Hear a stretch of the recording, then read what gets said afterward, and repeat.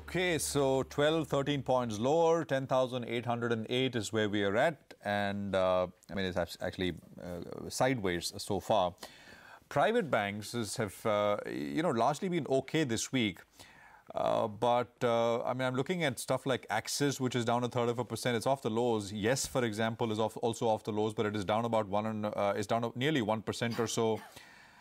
And it's not really amongst the top gainers or the top losers. HDFC Bank we could look at, Kotak we could look at, ICICI, I mean, some of the others, corporate banks basically, which have been in focus, for all the good reasons. I mean, the stocks have reacted quite well. We'll come back to this pack in a bit, but let's get a quick view as far as the metals pack is concerned. Time for the commodity segment. Manisha is here with a focus on metals. Manisha, morning.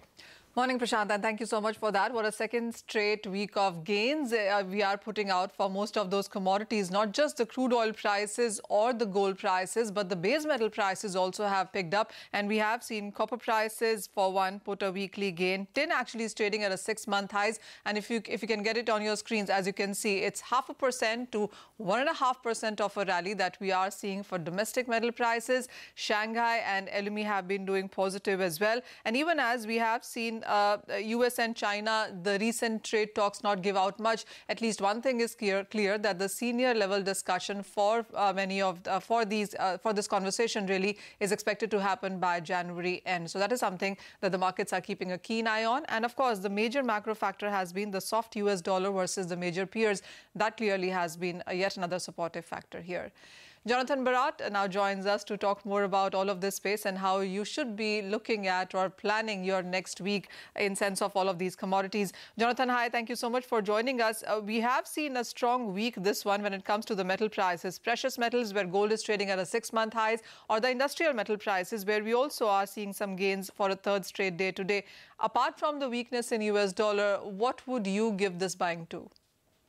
Manish, good morning. Look, I think first of all, we look at gold. Gold traditionally has a Christmas rally, and I think that's what we've lived through. We have seen, obviously, that weakness in the US dollar, which supports the gold price, which I think will continue. In fact, I think the weakness in the US dollar will be a theme that will pick up momentum as we head into Q1. But I think gold is just one of those metals which people just have ignored, and they just haven't put it in their portfolio. It has come to life.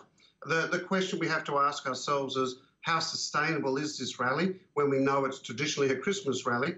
And I think given the shocks that we had last year and the volatility out of the US administration, I'd expect more of that to come. And I think when we expect more of that, we think that people will move towards a safe haven. So I think that trend for gold will continue. Needs to break through 1310. If it breaks through that, well, then we're comfortable to see it up through 1350 and maybe a little bit higher by middle of the year to the end of Q3. Jonathan, there is also a report out from Goldman Sachs which says that $1,425 per ounce for gold is what they are watching out now by this year end. 12 months, that is.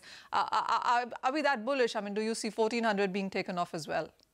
I think that, look, anything's possible at the moment. I do think, given the state of the play of where we are with the current macros, we're dealing with a softer economy. And I think whilst we have that expectation of a softer economy, I think your outlook for gold sort of is not as bullish. But I think when everything comes together, and we do know that everything will knit together, we will see, the economy pick up. We will see price pressures.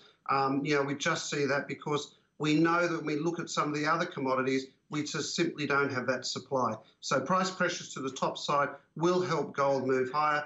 14, 15, 20, I think for this year is a little bit of a far-fetch, but, I'm certainly looking for prices higher. 1350, 1370 for this year is something I think is more realistic. Fair point. What also is your sense with the industrial commodities now, the industrial metals, that is, because last year wasn't such a great one. We saw 17 to 25% of decline across base metal prices. But this year has started on a slightly better note, even as there is a lot of uncertainty in the global markets. The economic data from Asia, emerging markets, hasn't been so great. But with the kind of buying that we have seen emerge, especially for this week, would you say it is funds allocating monies? Are the weightages finally coming in? Is there anything that you're picking up in metals?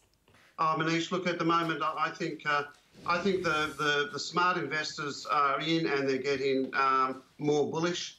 I think when I look at the base metal complex, when I look at copper, and when I check actually what's out there, and we do know the US and China will come up with the trade. We do know there's a deficit in production, and that will overhang for most of this year. And we do know that China has put a lot of stimulus and will continue to put stimulus into the market. So I can only see growth in that sector. Very bullish on copper throughout 2019, and I see that as a real standout opportunity. Just one quick one. How much of gains then would you put out for copper for this year? Look, it's always hard. I mean, I would say initially look through that 6,500 level. That to me is a key. I think if it gets around 6,500, there's a lot of resistance at that level, but we've still got a long way to go from here. But I think if I look at my year-end targets, it's up around that level. Okay, all right, Manisha. Thanks very much for getting us that update in the commodities space. We have some updates coming in on ILNFS at the NCLAT court, so do watch out for those flashes coming through.